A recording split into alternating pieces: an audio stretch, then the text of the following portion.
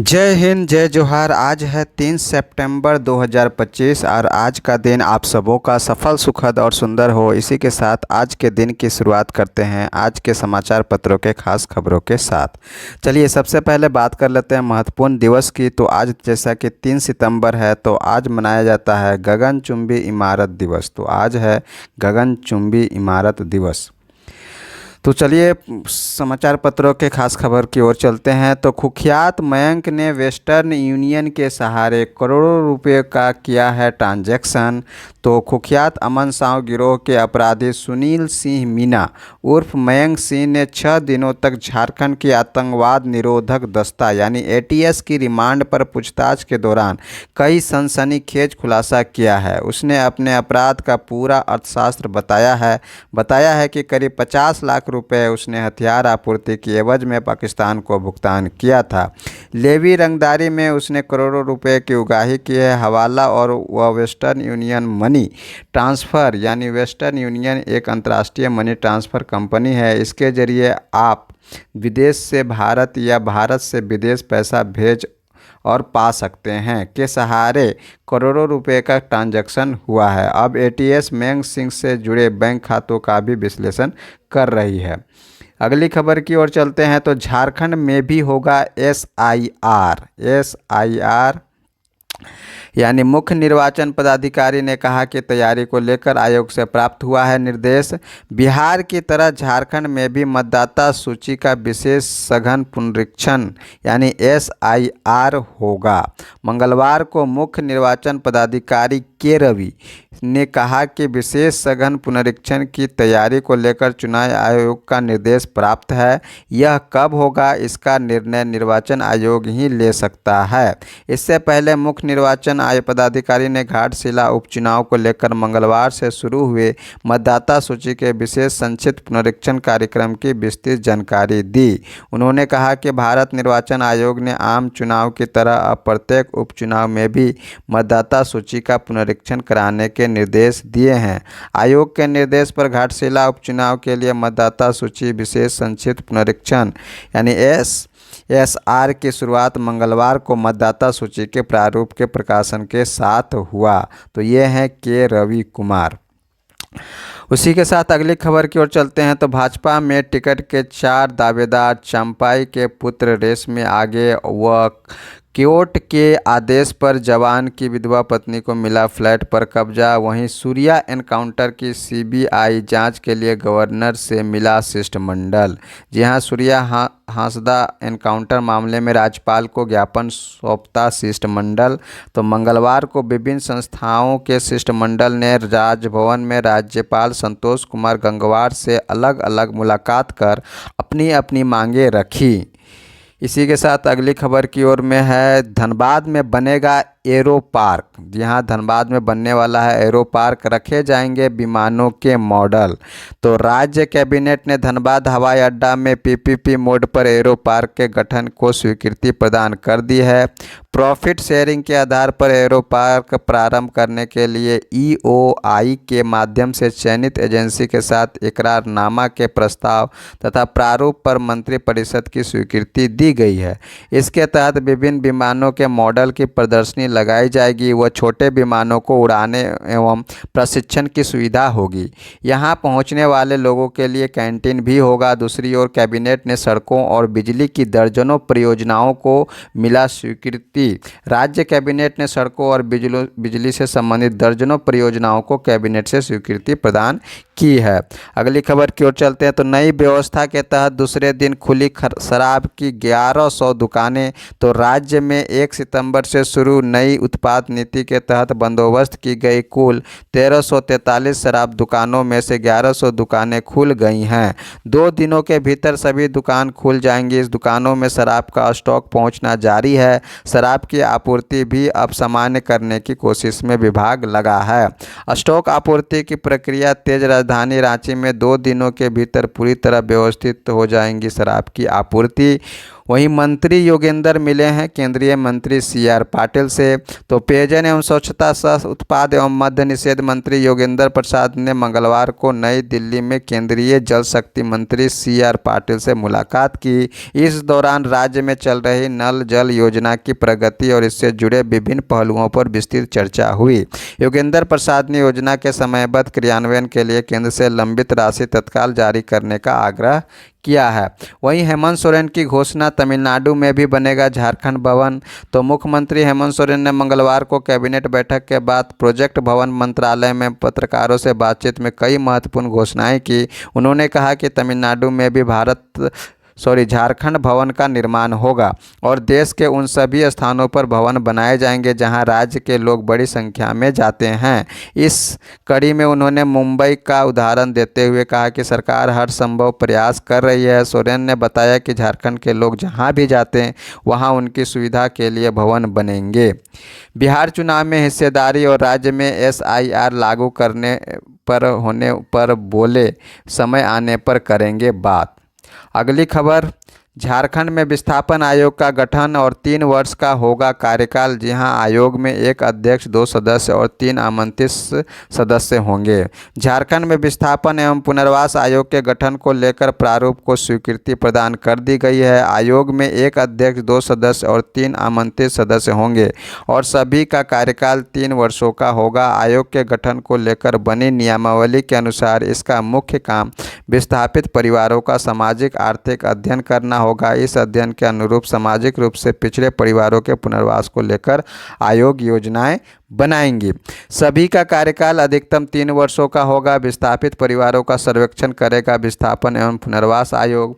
वहीं आयोग के सदस्य को पद से इस्तीफा देने से पहले 1 माह पूर्व सरकार को सूचित करना होगा और इस प्रकार से 67 प्रस्ताव स्वीकृत हो गए हैं। रूपी सोरेन के नाम पर होगा मोराबादी स्थित शिबू सोरेन के नाम पर आवंटित आवास। अब 2 बार परीक्षा लेगा कर्मचारी चयन आयोग। झारखंड राज्य कर्मचारी चयन आयोग अब 2 चरणों में परीक्षा का आयोजन करेगा। इसके लिए संशोधित नियमावली को कैबिनेट से स्वीकृति मिल गई है। नई व्यवस्था में 50,000 से कम अभ्यर्थी होने की स्थिति में 1 ही परीक्षा होगी और अन्य तमाम मामलों में परीक्षा 2 चरणों में निष्पादित होगी। प्रारंभिक परीक्षा एवं मुख्य परीक्षा का आयोजन होगा। वहीं पर मरांग गोमके परदेशी छात्रवृत्ति योजना में छात्रों की कोटिवार संख्या तय हो चुकी है। अब राज्य के सबसे प्रतिष्ठित नेतरहाट विद्यालय में बेटियों का भी नामांकन होगा, कहना है मुख्यमंत्री का। मुख्यमंत्री हेमंत सोरेन ने कर्मा के अवसर पर बालिकाओं के लिए की बड़ी घोषणा। सभी टॉपरों को मिला 3-3 लाख नगद और लैपटॉप और मोबाइल। 909 सहायक आचार्यों, 33 +2 शिक्षकों और 33 प्रयोगशाला सहायकों को भी नियुक्ति पत्र। कहा, नेतरहाट आवासीय विद्यालय के तर्ज पर खुल रहे हैं 3 और स्कूल और जैक के टॉपरों को साथ में स्कूटी भी। तत्कालीन शिक्षा मंत्री ने की थी घोषणा। तो ये था अगली खबर। अब नेक्स्ट खबर में देखते हैं, विधायक और SSP के बीच तीखी नोकझोंक हुई है। तो जिला विकास समन्वय एवं अनुश्रवण समिति की बैठक में अतिक्रमण हटाने के मुद्दे पर माहौल गरमाया है और लगे आरोप प्रत्यारोप।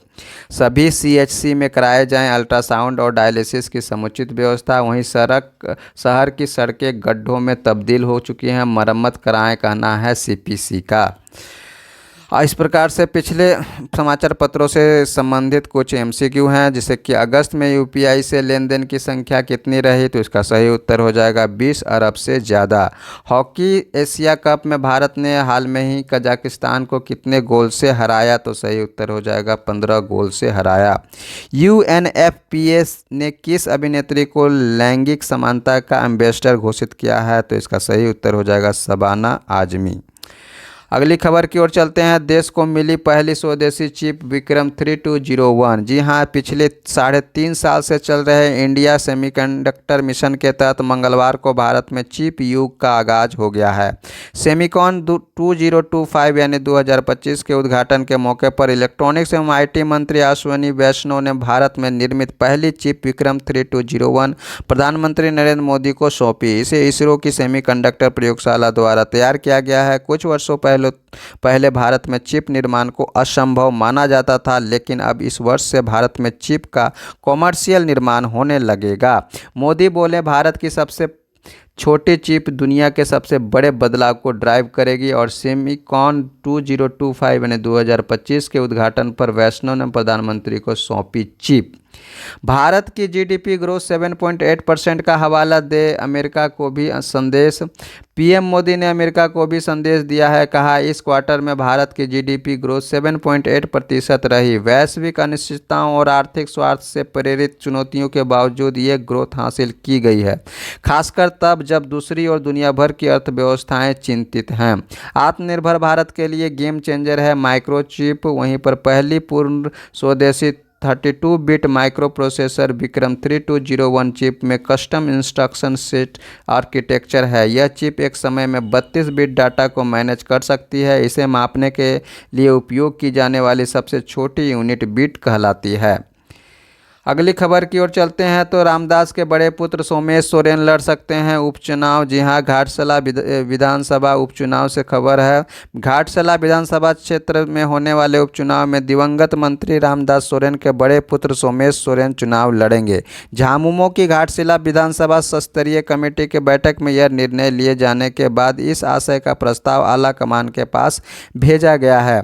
घाटशिला में झामुमो के नेताओं कार्यकर्ताओं ने सोमेश सोरेन के नाम पर लगाई मुहर। विधानसभा के सभी प्रखंड अध्यक्ष पदाधिकारी व मोर्चा के लोग हुए बैठक में शामिल।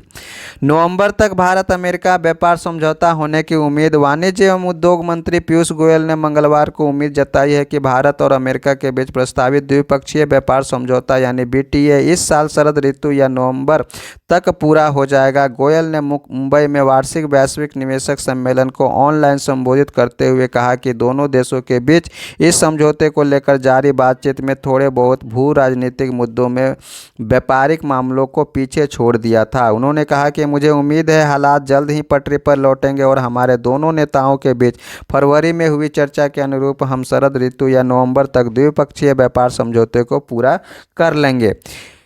वहीं अगली खबर में है पूर्व मंत्री के.एन. त्रिपाठी पर अंगरक्षकों से मारपीट का आरोप लगा है। तो कांग्रेस के पूर्व मंत्री के.एन. त्रिपाठी पर अपने 2 अंगरक्षकों के साथ मारपीट करने का आरोप लगा है। पलामू पुलिस एसोसिएशन ने लातेहार थाने में उचित कार्रवाई करने की मांग की है। हालांकि के.एन. त्रिपाठी ने आरोपों को खारिज करते हुए कहा कि केवल डांट फटकार लगाई थी। झारखंड को मिल सकते हैं 6 नए मेडिकल कॉलेज। यहाँ बड़ी खबर है झारखंड के वासियों के लिए। तो झारखंड को केंद्र से 6 नए मेडिकल कॉलेज की स्वीकृति मिल सकती है। मंत्री सुदीप्त कुमार ने जुलाई माह में केंद्रीय स्वास्थ्य मंत्री जेपी नड्डा से मिलकर राज्य के 6 जिलों के सदर अस्पतालों को अपग्रेड कर पीपीपी मोड पर संचालित करने का प्रस्ताव दिया था। 6 जिलों के सदर अस्पतालों को मेडिकल कॉलेज में अपग्रेड करने का दिया गया है प्रस्ताव। केंद्रीय स्वास्थ्य मंत्रालय ने संबंधित डिवीजन को दिए जाँच कर जरूरी कार्रवाई के निर्देश। अगली खबर की ओर चलते हैं तो जेपीएससी नियुक्ति मामले में अंतिम आदेश से प्रभावित होगी नियुक्ति। 1 सप्ताह का मौका। झारखंड हाई कोर्ट के चीफ जस्टिस तरलोक सिंह चौहान और जस्टिस राजेश शंकर की खंडपीठ में प्रशासनिक सेवा नियुक्ति में जेपीएससी नियमावली प्रक्रिया का पालन नहीं किए जाने के खिलाफ दाखिल याचिका पर मंगलवार को सुनवाई हुई। अदालत को बताया गया कि जेपीएससी की ओर से जवाब दाखिल नहीं किया जा रहा है। इस पर अदालत ने 1 सप्ताह में जेपीएससी को जवाब दाखिल करने का दिया है निर्देश। अगली खबर की ओर चलते हैं तो पारा मेडिकल प्रवेश परीक्षा का परिणाम जारी हो चुका है और आज से है काउंसलिंग। तो झारखंड प्रवेश प्रतियोगिता परीक्षा परिषद ने पारा मेडिकल प्रवेश परीक्षा का परिणाम जारी कर दिया है और यह परीक्षा 22 जुलाई को आयोजित की गई थी। परिषद ने इसी के साथ काउंसलिंग का कार्यक्रम भी जारी कर दिया है। इसके तहत पहली काउंसलिंग 3 सितंबर से शुरू होगी। ऑनलाइन रजिस्ट्रेशन तथा विकल्पों को भरने की प्रक्रिया 7 सितंबर तक चलेगी। 8 सितंबर तक उसमें संशोधन हो सकेगा और परिषद द्वारा 10 से 16 सितंबर तक सीटों का आवंटन होगा तथा 11 से 16 अक्टूबर तक नामांकन होगा। अखड़ा संस्कृति को बचाने की जरूरत, कहना है सुदेश महतो का। सिकिदिरी में करम पूर्व संध्या समारोह का आयोजन। खोड़हा टीमों को करम साड़ी देकर किया सम्मानित। तो सिकिदिरी में करम पूर्व संध्या में आयोजित करम अखड़ा पर पूर्व उप मुख्यमंत्री सुदेश कुमार महतो शामिल हुए और करम अखड़ा का उद्घाटन किया। वर्तियों के साथ ढोल व मांदर की थाप पर जमकर थिरके सुदेश महतो ने कहा, हमें अपने अखड़ा संस्कृति को बचाने की जरूरत है। अगली खबर की ओर चलते हैं। जीएसटी सुधारों से राज्यों को नहीं होगा नुकसान, तो एसबीआई ने कहा दरों में कमी से शुरू में संग्रह में आ सकती है कमी, फिर राजस्व में होगी वृद्धि। तो जीएसटी दरों को तर्कसंगत बनाने से राज्यों को नुकसान नहीं होगा, वह शुद्ध लाभार्थी बने रहेंगे। मंगलवार को जारी एसबीआई रिसर्च की एक रिपोर्ट के मुताबिक चालू वित्त वर्ष में उनका जीएसटी राजस्व इसमें हस्तांतरण भी शामिल है 14.10 लाख करोड़ रुपए से अधिक होने का है अनुमान। राज्यों को मिलता है जीएसटी राजस्व का 70% हिस्सा इकोनॉमी को पारदर्शी बनाएंगे जीएसटी सुधार, कहना है सीतारमन का। वहीं पर मंगलवार को चेन्नई में सिटी यूनियन बैंक के 120वें स्थापना दिवस समारोह में राष्ट्रपति द्रौपदी मुर्मू और वित्त मंत्री निर्मला सीतारमन देखने को मिल सकती है। चलिए नेक्स्ट समाचार में चलते हैं। तो कार्लोस अल्कराज खिताब से 2 कदम दूर हैं और यूएस ओपन के क्वार्टर फाइनल में जीरी लोहेका पर दर्ज की दमदार जीत। स्पेन के स्टार टेनिस खिलाड़ी कार्लोस अल्कराज ने यूएस ओपन में मंगलवार रात को अपनी जीत की लय को आगे बढ़ाते हुए सेमीफाइनल में जगह बनाई है। आर्थर एस स्टेडियम में 22 वर्षीय स्पेनिश स्टार ने शानदार प्रदर्शन करते हुए चेक गणराज्य के प्रतिभाशाली जीरी लोहेका को 6-4, 6-2, 6-4 से हराकर लगातार 11वीं जीत दर्ज की है और अपने करियर का 9वां ग्रैंड स्लैम सेमीफाइनल पक्का किया है। जेसिका पेगुला लगातार दूसरी बार सेमीफाइनल में, वहीं अमेरिकी टेनिस स्टार जेसिका पेगुला ने शानदार प्रदर्शन करते हुए लगातार दूसरी बार यूएस ओपन के सेमीफाइनल में जगह बनाई है।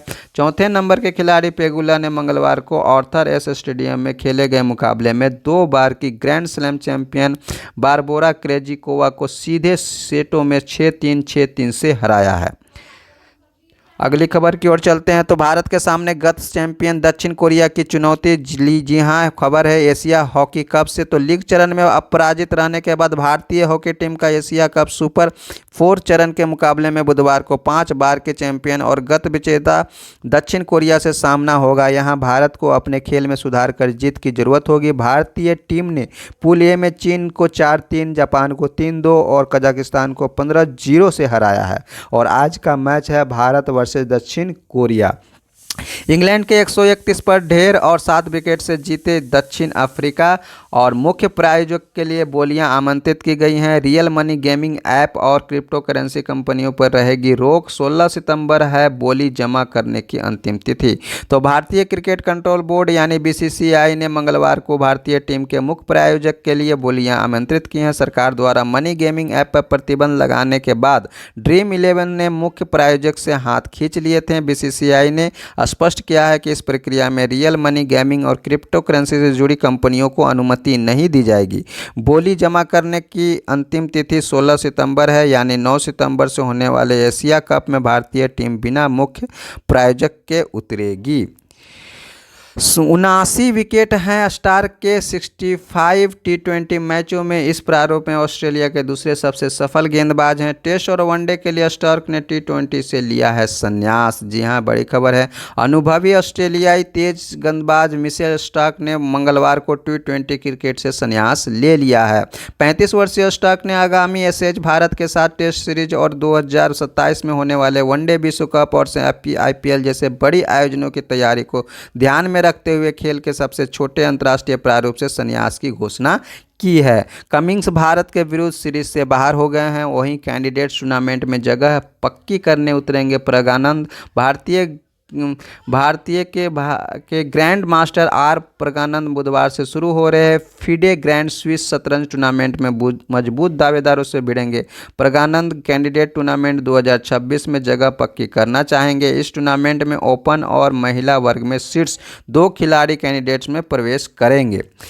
टीईटी अनिवार्य होने के खिलाफ पुनर्विचार याचिका होगी दाखिल। सुप्रीम कोर्ट के वकील बोले कई मुद्दे हैं जिन्हें आधार बनाकर पुनर्विचार याचिका दाखिल करेंगे। ऑल इंडिया बीटीसी शिक्षक संघ के अध्यक्ष ने कहा अब लाखों शिक्षकों के सामने नई चुनौतियां।